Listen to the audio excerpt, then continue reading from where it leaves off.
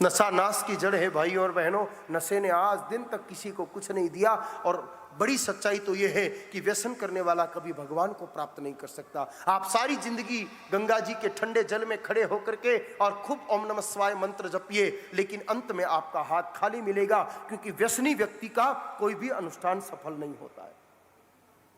वो नशा चाहे बड़ा हो चाहे छोटा हो, चाहे शराब का हो, स्मोक का हो, गांजे का हो, भांग का हो, चाय का हो, कॉफी का हो, बीड़ी का हो, सिगरेट का हो, तंबाकू का हो, कोई भी नशा करने वाला व्यक्ति कभी भी अपने अनुष्ठान में सफल नहीं हो सकता, चाहे वो ग्रस्त हो चाहे वो साधु हो। व्यसन सिर्फ विकार के अलावा कुछ नहीं देता है।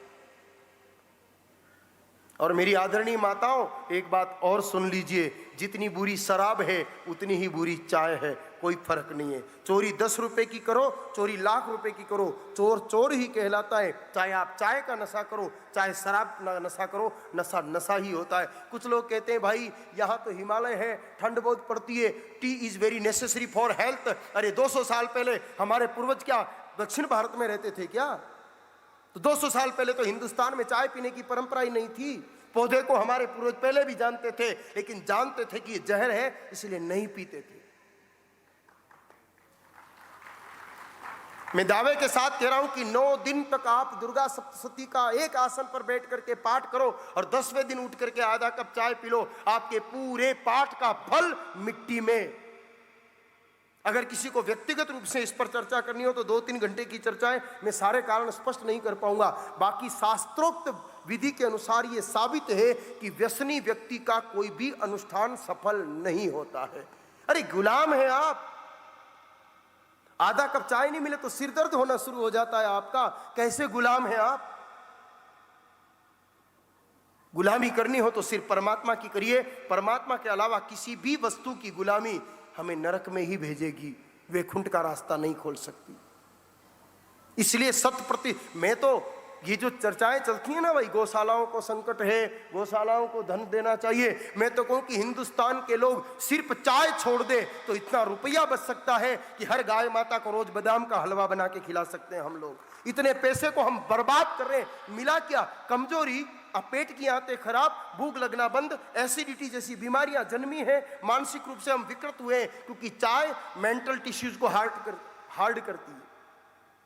इसलिए प्रार्थना है हमारी, किसी भी प्रकार का नशा ठीक नहीं है। इस अनुष्ठान में तो नशा करने वाले को बिल्कुल लाभ नहीं होता। सच कह रहे हैं हम, कुली को करोड़पति बनाया जा सकता है अगर वो इन 4 नियमों में रह करके इस अनुष्ठान को कर ले तो। अरे और वैसे भी कितने भोले लोग हैं, नशा करता कौन है? सिर्फ नशे की ट्राई चलती है आपकी, उसमें भी आप विफल हो जाते हो। मैंने कई लोगों को देखा है, तंबाकू खाते हैं, वो पुड़िया को फाड़ करके हाथ पर रगड़ते हैं, ऐसे पीट करके मुंह में डालते हैं, और डालते ही गए जय कुमार जी आपने भी देखा होगा, कई लोग ऐसे पुच पुच पुच पुच पिचकारियां छोड़ना शुरू कर देते हैं। अरे तंबाकू खाने की आपकी औकात है तो सब्जी में धनिये की तरह डाल के खा के दिखाइए ना, ऐसे मुंह में पेट में उतार के दिखाई दिए ना। अगर अंदर का ईश्वर जिसको स्वीकार नहीं करता, ऐसे थूक थूक करके क्यों धरती माता को अपवित्र कर रहे हो? एक तरफ तो कहते हो कि मातरः, धरती हमारी माँ है, ये वसुंधरा हमारी माँ है, और इस धरती माता पर थूक थूक के इस माँ की बेइज्जती कर रहे हो। डूब के मर जाना चाहिए, गंगा जी में बहुत अच्छा जल बह रहा है अभी तो। या तो भारत को माता कहना बंद करो, धरती को माता कहना बंद करो। पूजा करते हो, धरती माता की पूजा करते हो। पंडित जी 3 बार पृथ्वी पर ठोकने के लिए कहते हैं, फिर क्षमा मांगने की भी बात करते हैं, और धरती को थूक थूक करके रोज आपने कितना अपमानित किया इस वसुंधरा को। कितनी लज्जा की बात है, शर्म आनी चाहिए। ऐसा तो गधा और कुत्ता भी नहीं करता है। आपने कभी किसी गधे और कुत्ते को थूकते हुए देखा है क्या धरती माता पर? हम इंसान होकर के अगर इस पृथ्वी पर थूक रहे हैं इस प्रकार, तो लज्जा आनी चाहिए हमें इंसान कहलाने में भी। हम मानव कहलाने के भी हकदार नहीं है। निर्लज्जता की हद है हमारी। हम कहते क्या है और करते क्या है? कैसी निर्लज्जता आ गई है सनातन धर्म के भाई बहनों पर, आश्चर्य होता है हमें।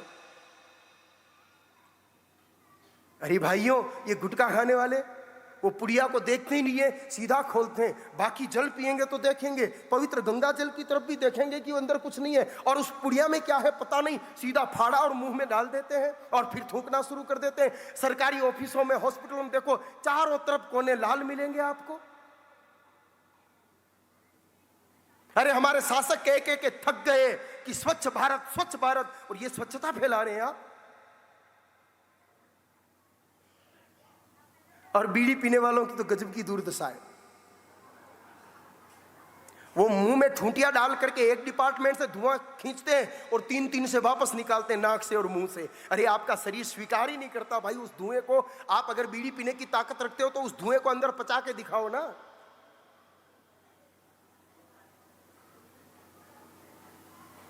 कैसे लोग हैं आप?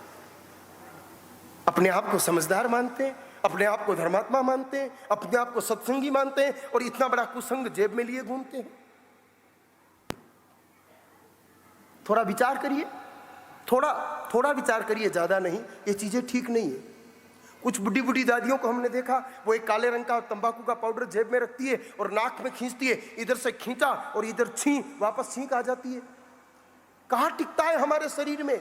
अरे भीतर परमात्मा है, जैसे आप अंदर डालने की कोशिश करोगे वो वापस बाहर भेज देता है। अंदर का परमात्मा इन चीजों को स्वीकार नहीं करता। बाहर के शिव जी को तो जल चढ़ा रहे हो और अंदर के शिव जी को जहर चढ़ा रहे हो। कैसे भक्त हो आप? एक नंबर के कम भक्त हो आप। बुरा लग रहा होगा, बुरा लगे तो 4 डुबकी गंगा जी में ज्यादा लगाना भाई, हमें क्या दिक्कत है। लेकिन हम शिव भक्त बनते हैं और शिव जी को बदनाम करते हैं। सबसे बड़ा दुर्भाग्य का विषय तो ये कि भांग पीते जाएंगे और बम बम भोले बोलेंगे, गांजे की चिलम खींचेंगे और हर हर महादेव बोलेंगे। अरे शिव महापुराण के कौन से अध्याय में लिखा है कि भगवान शिव गांजा और भांग पीते थे? और अगर मान लो वो पीते भी हो तो वो तो जहर भी पीते थे। आप अगर कंपटीशन करने चले हो तो घूंट 2 घूंट जहर भी पी करके दिखा दो।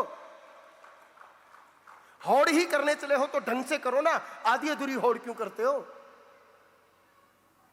इस व्यसन ने हिंदुस्तान को बर्बाद किया है, हिंदुस्तान की महानता को खंडित करने का प्रयास किया है। और विशेष रूप से मैं माताओं से आग्रह करूंगा कि आप अगर चाय छोड़ दोगी तो हो सकता है इन लोगों के भी होश ठिकाने आ जाए। अच्छी चीज नहीं है, न चाय अच्छी चीज है, न कॉफी अच्छी चीज है। अरे खूब गोरस दिया है परमात्मा ने, गाय माता रखो, दूध दही घी खाओ पियो, मस्त रहो। दिक्कत क्या है?